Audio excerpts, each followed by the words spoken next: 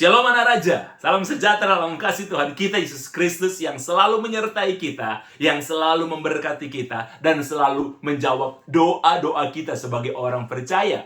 Bapak Ibu yang diberkati Tuhan, saudara-saudari yang diberkati Tuhan, kita berjumpa lagi dalam sharing firman-Mu Pelita. Mari sama-sama kita buka firman Tuhan hari ini yang saya ambil dalam 1 Raja-Raja pasal yang ke-17, ayat yang ke-15 sampai ayat yang ke-24. Firman Tuhan mengatakan demikian. Lalu pergilah perempuan itu dan berbuat seperti yang dikatakan Elia. Maka perempuan itu dan dia serta anak perempuan itu mendapat makan beberapa waktu lamanya. Tepung dalam tempayang itu tidak habis dan minyak dalam buli-buli itu tidak berkurang. Seperti firman Tuhan yang diucapkannya dengan perantaraan Elia. Sesudah itu, anak perempuan pemilik rumah itu jatuh sakit, dan sakitnya itu sampai keras, sampai tidak ada nafasnya lagi. Kata perempuan itu kepada Elia, "Apakah maksudmu datang kemari, ya abdi Tuhan? Singgahkah engkau kepadaku untuk mengingatkan kesalahanku, dan untuk menyebabkan anakku mati?" Kata Elia kepadanya, "Berikanlah anakmu itu kepadaku." Elia mengambilnya dari pangkuan perempuan itu dan membawanya naik ke kamar di atas dan membaringkan anak itu di tempat tidurnya. Sesudah itu ia berseru kepada Tuhan, katanya, "Ya Tuhan, apakah engkau menimpakan kemalangan ini atas janda ini juga yang menerima aku sebagai penumpang dengan membunuh anaknya?" Lalu ia menganjurkan badannya di atas anak itu 3 kali dan ia berseru kepada Tuhan, "Ya Tuhan, pulangkanlah kiranya nyawa anak ini ke dalam tubuhnya." Lalu Tuhan mendengarkan permintaan Elia itu, dan nyawa anak itu pulang ke dalam tubuhnya sehingga ia hidup kembali. Elia mengambil anak itu, ia membawa turun dari kamar atas ke dalam rumah dan memberikannya kepada ibunya. Kata Elia, "Ini anakmu, ia sudah hidup." Kemudian kata perempuan itu kepada Elia, "Sekarang aku tahu bahwa engkau ini abdi Tuhan, dan firman Tuhan yang kau ucapkan itu adalah benar." Bapak Ibu yang diberkati Tuhan, saudara-saudari yang diberkati Tuhan, saya selalu menganjurkan kepada Anda, atau dimanapun saya berkhotbah, atau dalam pemuritan, bacalah Alkitab setiap hari. Minimal 1 hari, 1 pasal. Atau kalau Anda mau tamat dalam waktu 1 tahun, bacalah Alkitab 1 hari 3 pasal. Setiap tahun Anda akan tamat membaca Alkitab. Karena apa, saudara? Alkitab itu, firman Tuhan itu adalah pelita. Kenapa, saudara? Kita sebagai manusia, kadang-kadang kita menghadapi kegelapan dalam kehidupan kita, dalam bisnis kita, ya, dalam apapun yang kita hadapi, saudara. Kadang-kadang, saudara, kita udah nggak bisa mikir. Kadang pernah nggak, saudara, hadapi itu? Udah nggak bisa mikir, udah nggak ada jalan keluar, seakan-akan semuanya gelap, ya. Ekonomi kita gelap, pekerjaan kita gelap, pernikahan kita mungkin menghadapi kegelapan, kita nggak tahu mengatasinya. Nah, firman Tuhan ini, saudara, dia akan menjadi pelita. Pelita bagi kakiku dan terang bagi jalanku. Sehingga ketika saudara udah gak bisa mikir, firman Tuhan yang akan bekerja dalam pikiran saudara untuk melihatnya. Mari kita lihat peristiwa-peristiwa dalam Alkitab. Setiap saudara merasa putus asa, ada begitu banyak kisah dalam Alkitab. Ada kisah Abraham. Abraham sebenarnya bukanlah seorang nabi. Abraham adalah seorang pengusaha. Ya, pengusaha yang mengerjakan semua apa yang Tuhan berikan. Tanah ke ia. Ya, dikelola dengan baik, saudara. Abraham, seorang pengusaha, ada begitu banyak tantangan yang Abraham hadapi. Ketika dia menjalani perjalanannya untuk bisa sampai ke tanah yang Tuhan janjikan kepada dia, ada banyak tantangan. Kalau saudara baca, Abraham bisa menghadapinya dan tetap berkat Tuhan itu jalan. Atau saudara bisa baca juga di Alkitab, ada seorang yang bernama Daud. Daud bukanlah seorang nabi. Daud adalah seorang raja. Ada banyak tantangan yang Daud hadapi. Bahkan ketika dia diurapi untuk menjadi raja, untuk sampai dia menjadi raja, ada begitu banyak tantangan yang Daud hadapi. Tapi saudara lihat, Daud selalu bisa memenangkan semua perkara. Daud bisa melalui semua perkara, saudara, karena dia disertai oleh Tuhan. Dan Daud selalu ingat dengan firman Tuhan.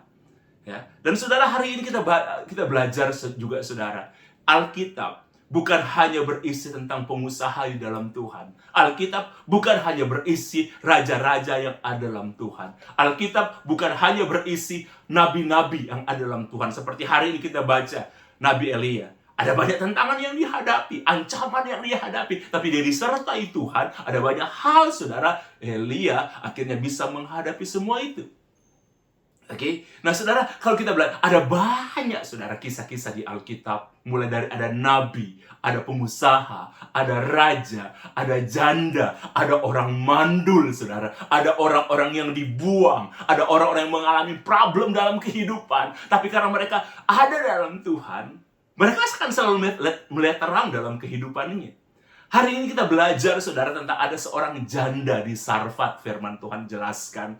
Ada seorang janda di Sarfat karena dia tinggal, saudara, di wilayah Israel. Kemudian waktu itu Israel berbalik kepada berhala, tidak menyembah kepada Tuhan. Oke? Dan akhirnya berhala lah yang memberi berkat kepada mereka.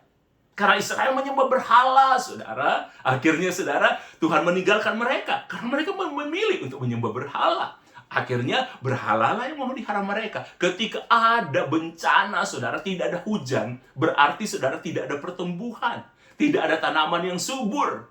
Oke, semua panen gagal. Nabi-nabi Baal, saudara, nabi-nabi Baal berusaha untuk memanggil Tuhan, tapi tidak dijawab. Karena mereka berdoa dengan susah payah. Tapi kita lewatkan itu dulu nih. Lain kali kita bahas itu, saudara. Nah, janda ini tinggal di Sarfat. Dan satu kali firman Tuhan katakan, dia hanya punya segenggam roti dan sedikit minyak. Ini kisah seorang janda. Jadi Alkitab itu menceritakan kisah kehidupan itu lengkap. Jadi saudara jangan cuma berpikir, aduh takut saya baca Alkitab. Alkitab itu berbicara tentang hal-hal yang suci aja. Oh enggak. Banyak hal, saudara, yang kadang-kadang, wow, ini pernah terjadi. Alkitab mencatat hidup ini dari perjanjian lama sampai perjanjian baru. Itu apa adanya. Tentang pengkhianatan, tentang kegagalan, tentang kehancuran, dan lain sebagainya. Termasuk hari ini, kita belajar tentang seorang janda. Seorang janda, saudara. Oke? Dia hanya, karena dia tinggal di wilayah Israel juga yang sedang kekeringan pada waktu itu. Tidak ada makanan, hanya terbatas. Oke? Ya, dan ini yang dihadapi seorang janda yang tinggal hanya dia dengan anaknya. Dan terakhir, hari itu, dia tinggal punya segenggam tepung dan sedikit minyak. Dan dia bilang begini, dia akan masak itu bersama anaknya. Selanjutnya dia udah gak punya makan, dia hanya ingin menunggu, hanya untuk mati, tapi bersama anaknya. Kemudian datanglah Elia ke rumah, berjumpa dengan janda ini, dan Elia bilang begini, buatkan makanan buat saya. Janda ini awalnya protes, aku hanya punya segenggam. Tapi Elia mengatakan kepada janda itu, buatlah untuk saya. Tapi sebelum kamu membuat untuk kamu, buatlah untuk saya. Saudara, orang yang dalam keadaan kekurangan seperti janda ini, orang dalam keadaan yang tidak punya apa-apa seperti janda ini, dia tinggal makan hanya untuk kebutuhan dia dan anaknya. Tapi Elia bilang begini, buatkanlah untuk saya. Saudara, yang paling penting itu bukan masalah pemberiannya, bukan itu yang paling penting. Yang paling penting di kisah awal ini adalah ketaatan.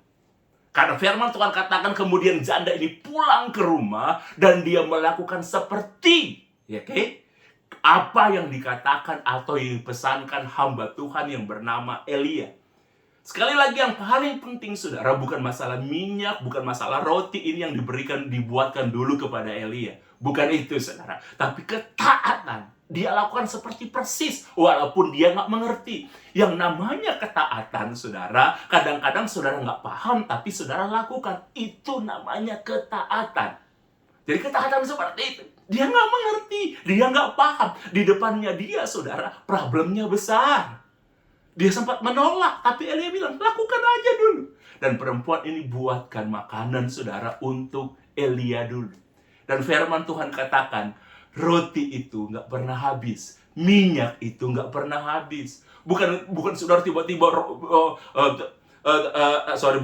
tepung itu nggak pernah habis. Bukan berarti tepung itu tiba-tiba menjadi satu gudang, tidak. Tetap, saudara, ya, tetap tepung itu sedikit, tetap minyak itu sedikit, tapi tidak pernah habis. Ada juga kadang-kadang Tuhan seperti itu. Keren. Kadang-kadang Tuhan, saudara, buat mungkin tiba-tiba ada turun banyak makanan, dikirim orang banyak. Tapi itu, saudara, tetap.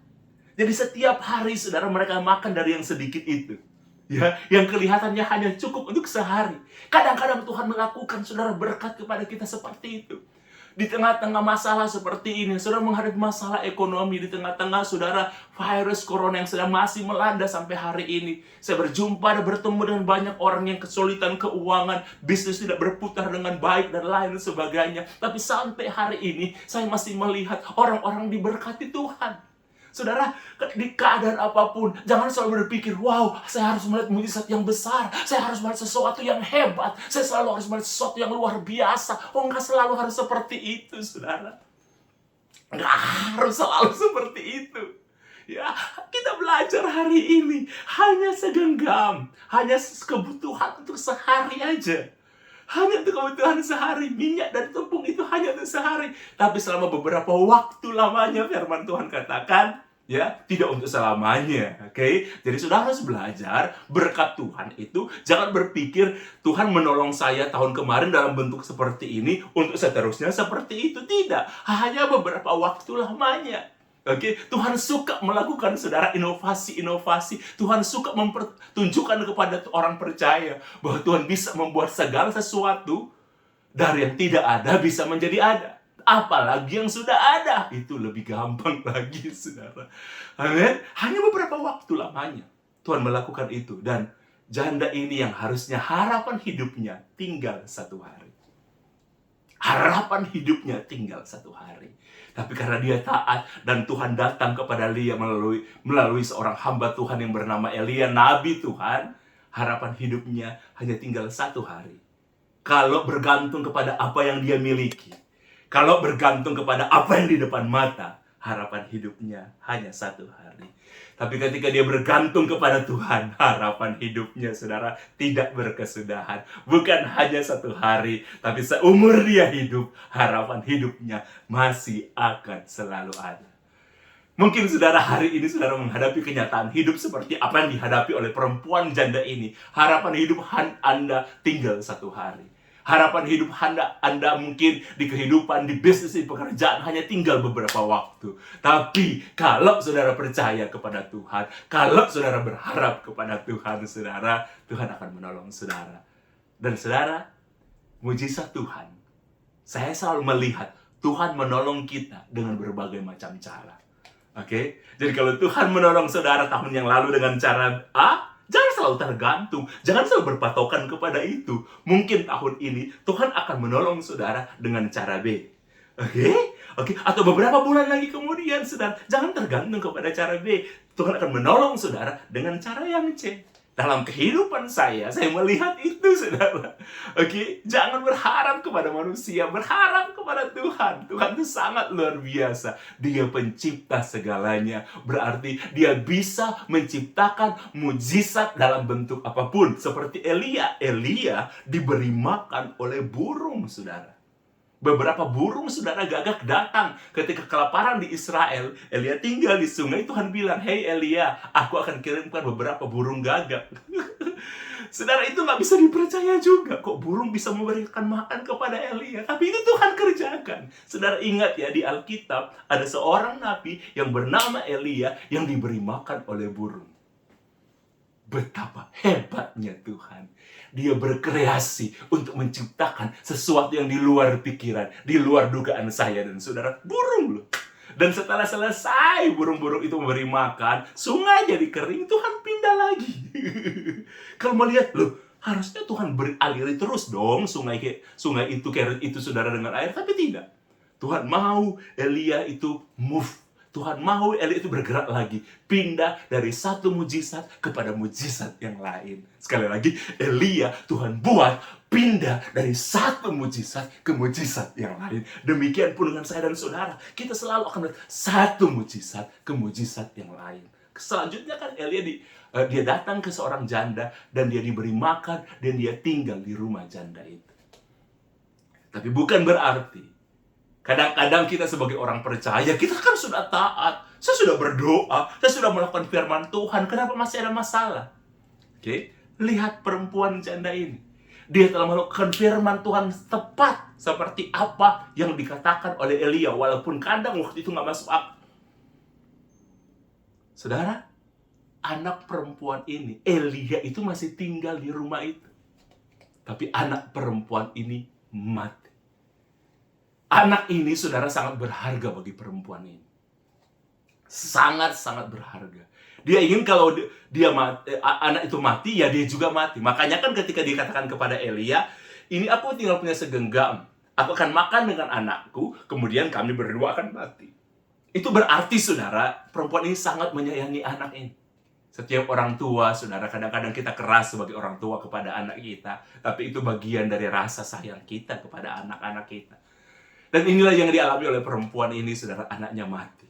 Kemudian dia bilang kepada Elia, kenapa kamu datang di sini? Dia pun sempat putus asa. Dia taat di bagian yang lain. Tapi untuk sesuatu yang paling berharga, tepung itu cukup berharga. Minyak itu sangat berharga. Tapi anaknya, ketika saudara anaknya mati, dia bilang, kamu datang di sini hanya untuk mengingatkan kesalahanku. Saudara, kita biasanya, kalau ada masalah yang besar yang selalu kita nggak bisa atasi, ada sesuatu yang hilang, saudara selalu kita menuduh, ada dosa apa? Itu baik, saudara, juga di satu sisi untuk mengingat bahwa kita bukanlah orang suci, saudara. Ada kesalahannya. Untuk mengingatkan kesalahanku. Saudara, ada ini mati. Perempuan ini janda ini udah melakukan yang baik, ya, dia udah melakukan dengan taat, tapi dia harus kehilangan anaknya. Hidup sebagai orang percaya kadang-kadang seperti itu. Saudara mungkin sudah taat melakukan firman Tuhan, saudara digerakkan Tuhan, saudara bergerak, saudara melakukan sesuatu kebenaran, ya, dengan sangat baik, dan saudara dapat berkat dari itu, tapi selanjutnya ternyata tetap ada masalah. Saudara, makanya selalu saya ingin bilang kepada saudara, baca firman Tuhan. Maka firman Tuhan saudara akan lihat di kehidupan orang percaya akan menghadapi juga tantangan-tantangan. Elia kemudian firman Tuhan katakan, dia mengambil anak itu. Dia berseru kepada Tuhan. Dia bilang kepada Tuhan, Tuhan, masakan kau ambil nyawa anak janda ini? Padahal Tuhan, dia sudah mengizinkan aku untuk menumpang di rumah ini. Oke, sebagai penumpang di rumah ini. Saudara, bukan berarti Tuhan tidak tahu. Bukan berarti Tuhan tidak mengerti. Tuhan tahu, Tuhan mengerti. Tapi itulah kenapa kita harus berdoa. Doa itu adalah komunikasi kita dengan Tuhan. Elia berkomunikasi dengan Tuhan. Elia berkomunikasi, meminta kepada Tuhan. Penting. Doa itu penting. Itu komunikasi kita dengan Tuhan. Tuhan tahu kebutuhan kita. Tuhan tahu saudara butuh mujizat. Tapi doa itu penting. Elia pun harus berdoa. Oke, tidak otomatis. Ada sesuatu yang kita dapat tanpa perlu kita berdoa, tapi ada sesuatu yang kita dapatkan dengan berdoa. Elia bilang sama Tuhan, ya, Tuhan, orang ini, janda ini telah mengizinkan aku tinggal di rumah ini. Saudara, dalam kehidupan saya sebagai seorang hamba Tuhan, kadang saya berdoa seperti itu. Saya ingat, saudara, ketika satu kali, ya, ketika anak saya, saudara, dia sakit. Ya, dia sakit, saudara. Saya bilang sama Tuhan. Saya sendiri di kamar, saya berdoa, saya bilang begini, Tuhan, perhitungkan pelayanan saya. Apa yang sudah saya lakukan bagi Engkau. Bukan berarti, saudara, saya merasa saya hebat, tapi tidak. Saya bilang begini, Tuhan, apa yang saya sudah perjuangkan dalam pelayanan. Oke? Kadang-kadang perlu seperti itu, saudara. Oke? Bukan mengingatkan Tuhan, bukan. Kita berkomunikasi dengan seorang anak kepada seorang bapa. Ada beberapa juga, saudara, orang yang saya kenal dengan baik, orang-orang adi hati saya. Ketika saya berdoa bagi mereka, saya bilang begini, Tuhan, tolong jawab doa mereka. Perhitungkan apa yang sudah saya lakukan dalam pelayanan. Jawab, Tuhan, tolong jawab doa mereka. Saudara, doa itu penting. Kita berdoa untuk orang lain. Sebagai seorang hamba Tuhan, Elia itu tugasnya dia, saudara. Elia itu tugasnya dia. Dan firman Tuhan katakan, anak itu akhirnya, saudara, sembuh. Dibawalah anak itu kepada perempuan itu. Dan akhirnya perempuan janda ini bilang begini, sekarang aku tahu, ya, bahwa engkau memang benar-benar adalah hamba Tuhan. Karena apa yang kau ucapkan itu benar. Penting bagi seorang hamba Tuhan untuk mengucapkan sesuatu dengan benar. Oke? Bukan sekedar kata-kata, tapi kata-kata yang berkuasa. Dan perempuan ini bilang begini, benar. Ya, dia udah melihat dia ditolong Tuhan. Dia nggak ucapkan itu ketika roti, ketika minyak itu nggak pernah berkurang. Tapi ketika anaknya hidup kembali. Saudara, Firman Tuhan katakan, Tuhan mengembalikan nyawa anak itu karena doa Elia. Tuhan mengembalikan nyawa anak itu karena doa Elia. Tuhan memperhitungkan pelayanan Elia. Tuhan memperhitungkan apa yang sudah perempuan itu lakukan. Elia ingatkan kepada Tuhan. Tuhan Maha Pengingat. Tapi Elia mengatakan lagi kepada Tuhan. Dan firman Tuhan katakan, harusnya saudara anak itu udah mati. Tapi saudara tahu, Tuhan kembalikan. Saudara lihat, ada hal-hal, saudara, yang Tuhan bisa kerjakan kepada hidup orang percaya. Anda boleh hebat, Anda boleh luar biasa. Tapi saudara, manusia tetap terbatas. Ada hal-hal yang kita nggak mampu atasi, hanya Tuhan yang mampu atasi. Ada hal-hal, saudara, yang hanya bisa dijawab. Ada yang kita bisa dapat dengan kerja keras. Ada yang kita bisa dapat, saudara, dengan berusaha sekuat tenaga. Ada yang kita bisa dapatkan, saudara, dengan berpikir, saudara, kemudian mengelola semuanya dengan baik. Ada, saudara. Tapi saudara jangan lupa, ada juga yang kita bisa dapatkan hanya dengan doa. Amin, saudara, dalam kasih Kristus. Kita lihat, saudara, nyawa anak ini kembali. Dan Elia menyerahkan anak itu. Dan akhirnya perempuan itu katakan, sekarang aku tahu, memang kamu itu seorang hamba Tuhan. Oke? Saudara, saya berdoa dan berharap dalam nama Tuhan Yesus Kristus, dimanapun saudara berada hari ini, saya berdoa dan saya berharap, saudara pun akan mengatakan, sekarang aku tahu, Tuhan itu ada. Tuhan menolong saudara di tengah-tengah keadaan seperti ini. Selanjutnya, saudara, saya ingin memberikan saudara sebuah kesaksian hidup. Seperti biasanya dalam sharing firman mempelita, saya selalu akan mengatakan firman Tuhan dan kesaksian hidup sehari-hari. Saudara, saya mengenal ada seorang wanita. Saya mengenal saudara cukup lama, saudara, sebelum dia menikah. Seorang wanita ya, seorang perempuan yang cantik. Tinggi tubuhnya sudah tinggi ya, hampir 170-an lah tingginya. Untuk ukuran seorang perempuan tinggi seperti itu, tinggi, saudara. Oke. Menarik sekali, saudara. Dia seorang wanita yang menarik walaupun dia dari latar belakang keluarga yang broken home. Dan karena dia juga dari broken home dan keluarganya berpisah, saudara, dia hidup hanya dengan mamanya. Kemudian banyak kesulitan yang dia hadapi, saudara, dalam kehidupannya. Sampai, saudara, dia hampir putus sekolah. Bahkan dia hanya lulus SMA, dia tidak sempat untuk bisa kuliah. Tapi dia bisa mempertahankan hidupnya dengan sangat luar biasa, saudara. Beberapa kali ada orang yang mendekati dia. Oke? Bahkan, saudara, dia nggak mau pacaran. Dia cerita sama saya, bahkan dari SMP, SMA, ya dia udah banyak digodain orang. Bahkan ketika dia sudah dia sudah mulai lebih dewasa lagi sebelum dia menikah, saudara, ada beberapa orang bahkan yang menawarkan dia untuk menjadi simpanan dengan tawaran yang sangat luar biasa. Tapi karena dia hidup dalam Tuhan, dia selalu bilang sama saya, dia bilang begini sama saya, bro, dia lebih saya panggil Kak ya, kalau dulu kita panggil bro, Kak, dia bilang begini, saya, padahal umur kami hampir sama, saudara, sama, cuma beda bulan aja, saya duluan dari dia. Beda bulan aja. Dia bilang sama saya, Kak, saya akan menikah seperti selalu kakak bilang, karena Tuhan mau saya menikah. Saudara, pada akhirnya dia menikah, saudara. Ya, dia menikah dengan seorang suami yang dia pilih, dia tahu itu dipilihkan Tuhan untuk dia, seorang yang sederhana. Kemudian akhirnya dia memiliki 1 orang anak, 2 orang anak, 3 orang anak. Dan dia dan suaminya keluarga yang sederhana. Oke. Mereka hanya kontrak masih kontrak waktu itu di rumah yang sederhana. Saudara, dia hidup dengan baik, dia menikmati hidupnya dan sangat luar biasa. Saya sangat menghormati, saya sangat hormat, saudara, sama dia, luar biasa. Satu kali, ketika waktu itu saya masih kerja di studio Bethany, saudara, di gereja waktu itu, saya kerja di gereja. Saya menerima telepon waktu itu. Saya diberitahu sama operator waktu itu. Nih, saya ada telepon buat kamu. Saudara, ketika saya angkat nomor telepon itu, ada teriakan yang sangat-sangat.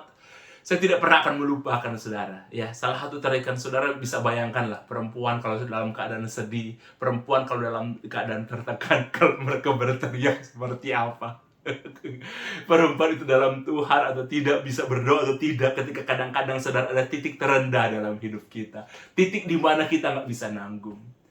Ada beban yang kita bisa tanggung, saudara. Ada beban yang kita bisa, tapi ada kadang-kadang beban, saudara, secara manusia Memang Tuhan tidak memberikan pencobaan melebihi kekuatan kita, itu benar. Tapi ada kadang-kadang, saudara, itu kekuatan kita yang paling rendah, dan kita nggak masih berdaya. Oke, kadang-kadang kita akan mencapai titik yang terendah, dan kita merasa nggak berdaya. Oke, perempuan, saya mengenal dia itu perempuan yang kuat, perempuan yang suka berdoa, perempuan yang luar biasa, saudara. Dia mempertahankan kesuciannya, dia mempertahankan kehidupan dan dari semacam godaan, uang, dan lain sebagainya, banyak sekali, saudara. Tapi dia tolak, saudara. Dia menjaga hidupnya benar-benar, saudara. Luar biasa. Satu kali telepon saya, saudara. Waktu itu dia udah menikah dan dia punya 3 orang anak. Dia telepon saya dengan suara. Dia bilang begini, Nik. Dia panggil saya Nik, saudara. Nik. Dia teriak, saudara, sampai wow, seumur hidup saya kenal dia, saudara, baru kali itu. Saya tahu dia punya banyak masalah. Dia punya juga problem kadang-kadang di keuangan dan lain sebagainya. Tapi dia biasa aja menghadapi. Dia bilang, diceritakan kepada saya, saudara, walaupun terbata-bata, walaupun saya nggak bisa dapat gambaran yang secara jelas. Tapi dia ceritakan kepada saya. Dan saya bilang, oke, saya datang. Saya minta izin dari kantor, saudara. Saya minta izin dari kantor. Kemudian saya pergi. Dan saya akhirnya temui ibu ini. Di rumah sakit. Apa yang terjadi, saudara? Jadi hari itu, suaminya menjemput anaknya yang masih TK. Anaknya yang paling tua.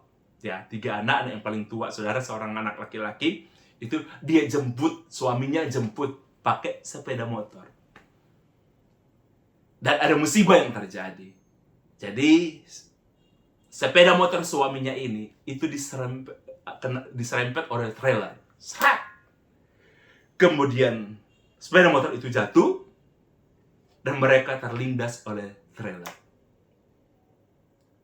Saudara, anaknya pakai helm, itu kepalanya yang terlindas. Nggak berbentuk lagi. Sedangkan suaminya, saudara, yang terlindas ini bagian perutnya ini. Entah bagaimana sampai terjadi seperti itu, saudara. Meninggal dua-duanya. Wow. Saudara, saya waktu pun sampai di rumah sakit, sampai hari ini pun kadang-kadang saya masih terpengaruh, saudara. Nggak kuat, saudara. Dia teriak sama saya. Dia nangis sama saya. Dia hancur luar biasa, saudara. Dia hancur luar biasa. Dia benar-benar tidak kuat, saudara. Selesai acara penguburan dan lain-lain sebagainya. Dia satu kali, saudara, telepon saya. Dia nangis, dia bilang begini. Dia sampai di titik udah nggak tahu harus berbuat apa lagi dalam hidupnya dia. Dia satu kali bilang sama saya, Nik, saya nggak bisa bayar kontrakan. Karena dia kontrakannya, saudara, diizinkan untuk bayar per bulan. Setelah suaminya nggak ada, dia diizinkan untuk bayar per bulan. Tapi ternyata, saudara, beberapa waktu kemudian, dia udah nggak bisa bayar kontrakan. Walaupun diberi waktu sama pemilik kontrakan, saudara, ternyata dia nggak bisa bayar. Dan dia harus pindah dari situ. Saudara, dia sempat berputus asa. Di hari berbulan-bulan, saudara, dia berputus asa. Dikuatkan pun tidak boleh. Dan saya jarang bicara firman Tuhan lagi karena saya tahu dia sedang sedih. Yang kami lakukan, kalau telepon pun cuma mendoakan dia. Akhirnya dia harus keluar dari kontrakan itu. Saya berusaha, saudara, saya telepon sana sini untuk bisa mencari. Karena saya juga terbatas keuangan saya waktu itu. Saya telepon orang-orang yang saya kenal. Akhirnya, saudara, ada orang yang mengizinkan untuk dia pinjam rumah, saudara. Tapi ketika satu kali, saudara, dia bilang satu kali sama saya. Nik, ada jalan keluar untuk saya. Saya bilang, apa jalan keluarnya? Ada seseorang yang menawarkan dia, saudara, untuk menjadi istri, saudara, yang keempat. Ya, karena dia memang punya 3 anak, tapi masih menarik. Sangat masih menarik, saudara. Orang pasti akan tertarik lah, lihat. Karena memang dia dari muda memang cantik lah istilahnya. Menarik lah. Ya.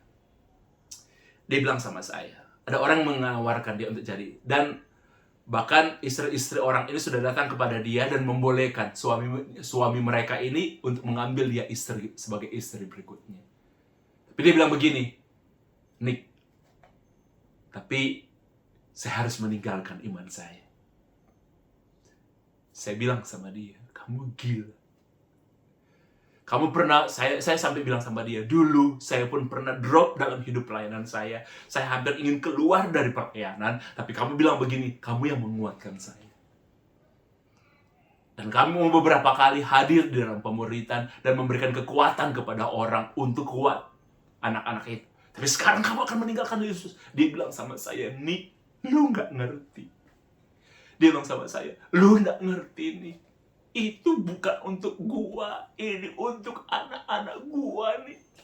Ini untuk anak-anak. Kalau aku yang kelaparan gak apa-apa nih. Tapi kalau anak-anakku yang kelaparan, aku gak bisa. Saya ngerti di titik itu, saudara. Dia bilang, lu gak punya anak. Tapi saya bilang begini, kenapa kamu akan hianati imanmu? Dia bilang begini, lu gak punya anak, lu belum menikah, lu gak punya anak, lu tidak akan ngerti. Di situ saya mengerti hati orang tua terhadap anak. Saya mengerti hati orang tua terhadap anak itu di situ, saudara. Dia nggak bisa dibilang gini, kalau aku yang kelaparan nggak apa-apa nih, tapi jangan sampai anak-anakku yang kelaparan. Dia bilang, dan aku udah nggak punya jalan keluar. Karena dia nggak kerja, saudara. Dia dari waktu dia menikah pun dia ibu rumah tangga. Waktu itu pun dia hanya mengerjakan sekedar apa yang dia bisa kerjakan, saudara. Ya, bikin kue dan lain sebagainya, beberapa pekerjaan yang dia bisa lakukan di rumah karena dia masih punya anak-anak yang masih kecil-kecil yang perlu diperhatikan. Ya, walaupun ada tawaran orang untuk kerja, tapi dia pun harus menyewakan pembantu rumah tangga karena dia nggak ada saudara. Sulit juga. Dia bilang begini, Nick, nggak ada jalan keluar. Saya bilang begini, selalu ada. Itu menurut kami itu, saudara, adu pendapat. Dia bilang nggak ada nih. Ini satu-satunya jalan keluar. Saya terima nih. Dia langsung akan diberi tabungan, saudara, cukup besar. Saya nggak perlu bilang angka, tapi sangat besar. Langsung diberi tabungan, langsung diberi rumah sendiri. Diberikan kendaraan, ada pembantu, ada driver, semuanya lengkap. Ditawarkan, saudara. Dan disetujui, saudara. Dia bilang begini, hanya ini. Dan dia bilang begini sama saya, Nick, lu orang pertama yang gue mau cerita. Dia bilang begini, dan ini satu-satunya jalan keluar. Saya bilang, gila kamu, ada jalan keluar? Dia bilang, gak ada, aku udah gak lihat. Kadang-kadang, saudara, padahal dia dari muda dia sangat percaya kepada Tuhan. Dia punya jam doa, dia punya waktu-waktu doa yang baik. Tapi saudara, ketika sesuatu yang paling berharga dalam hidupnya itu diambil, dia seperti kehilangan. Ketika dasar hidupnya dihancurkan, itu nggak gampang. Kalau dasar hidup kita itu dihancurkan, saudara, ya tidak ada dasar lagi untuk berharap. Itu kata firman Tuhan, tidak ada dasar lagi untuk berharap. Oke? Tapi kita tetap harus berharap. Walaupun tidak ada dasar. Dan saudara, itu yang dinamakan tidak ada dasar lagi untuk berharap. Jadi kita mana punya pijakan sama sekali. Kalau Anda masih punya sedikit, oh iya masih ada harapan ini. Itu dia udah gak punya, tidak ada dasar lagi untuk berharap. Apa yang harus saudara lakukan? Oke. Dan dia orang yang berdoa, dia orang yang saudara taat kepada Tuhan. Tapi ketika semua dasar pun dia udah gak punya. Dia begini, ini satu-satunya jalan keluar. Saudara yang diberkati Tuhan, saya bilang enggak. Saya bilang waktu itu sama dia, saya carikan rumah buat kamu. Oke, dia kalau enggak dia harus juga keluar dari kontrakannya dia pada waktu itu. Saya telepon orang sana sini, akhirnya dapat kontrakan. Tapi dia bilang begini, bagaimana untuk, saya bilang begini, saya sebisa yang saya bisa bantu kamu, saya bantu kamu. Dan saudara tahu, memang beberapa waktu itu sepertinya semuanya susah. Semuanya tanpa harapan. Tapi saudara, ketika dia mulai kembali berdoa, ya mulai. Ketika akhirnya dia ada orang yang saya kenal, saudara, punya rumah yang masih bagus, saudara, layak untuk tinggal. Dan kosong juga, saudara, yang nggak ditinggali. Dia boleh tinggal di rumah itu sama yang dia butuhkan.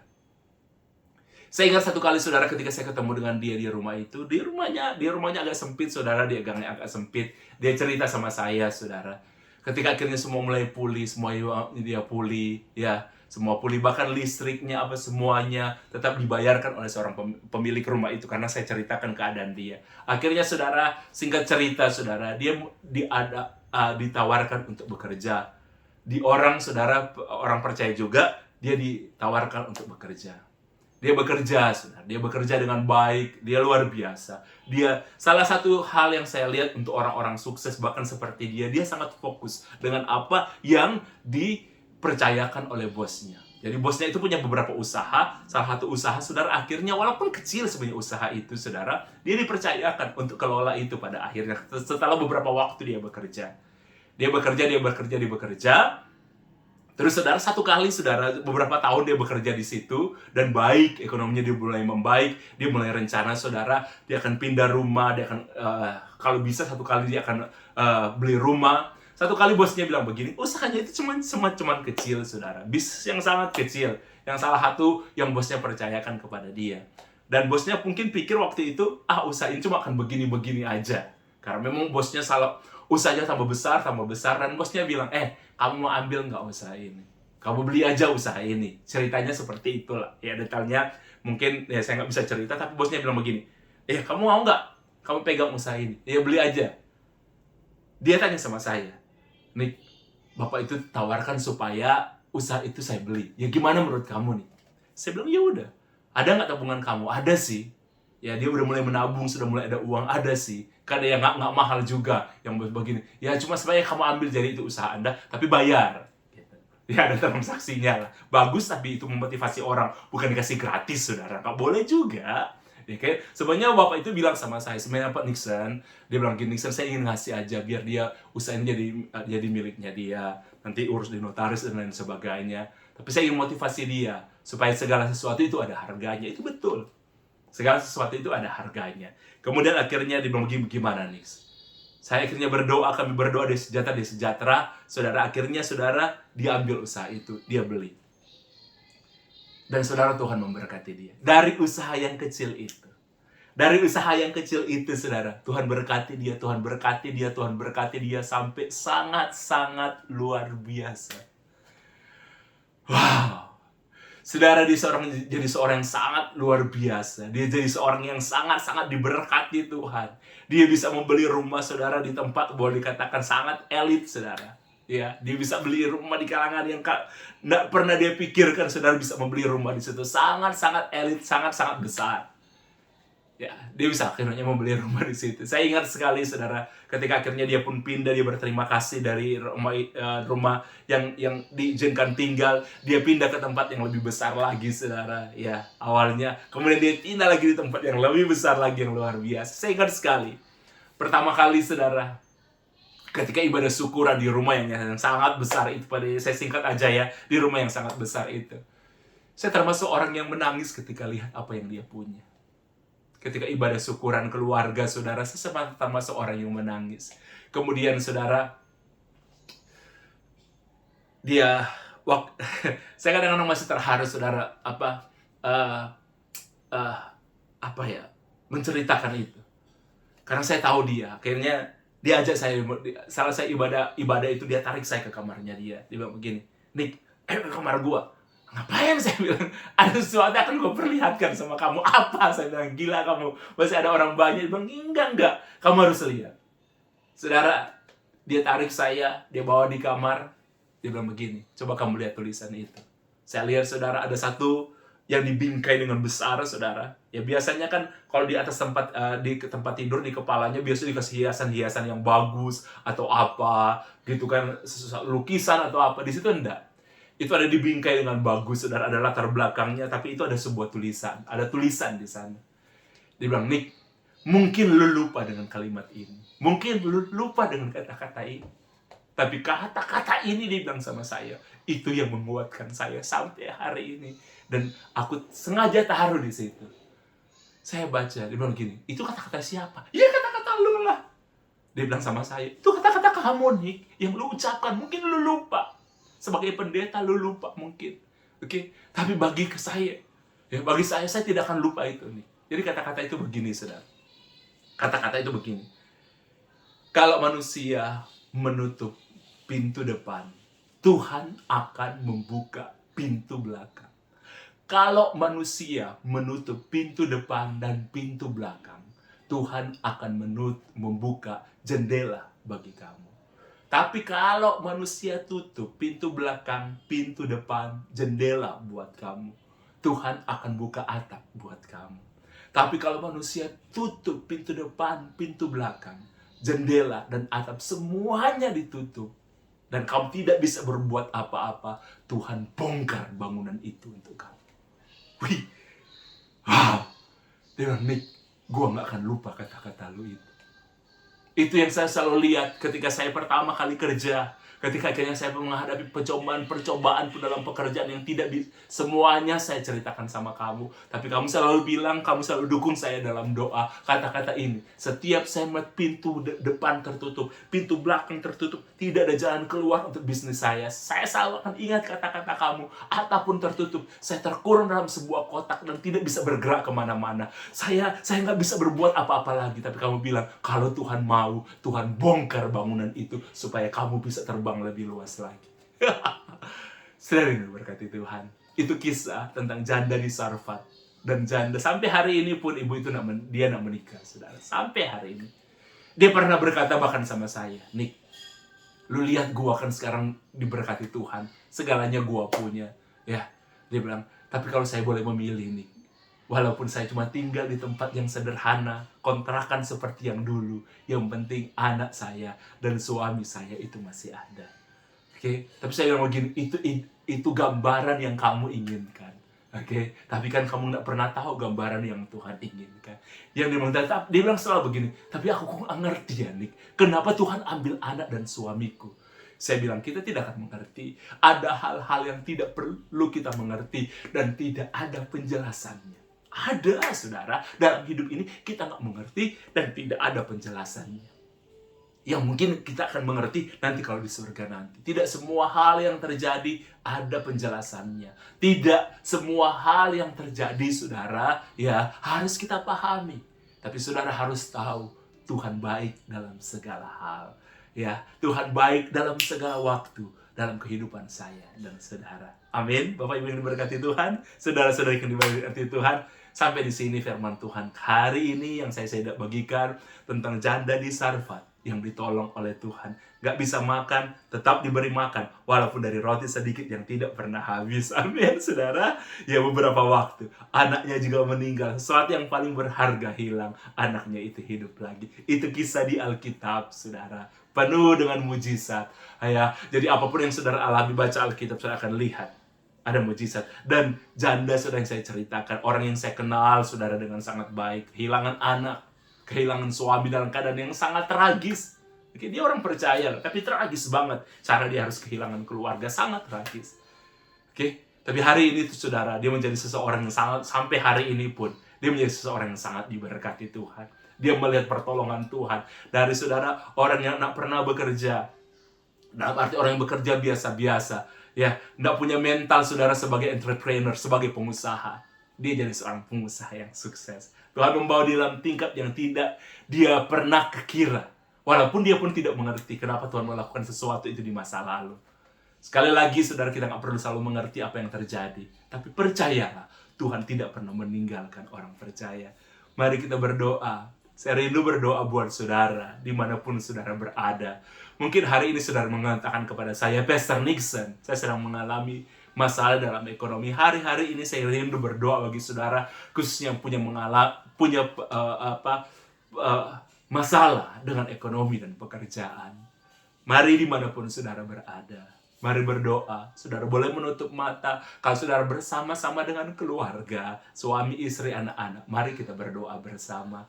Haleluya, haleluya, haleluya. Haleluya, haleluya, haleluya. Haleluya.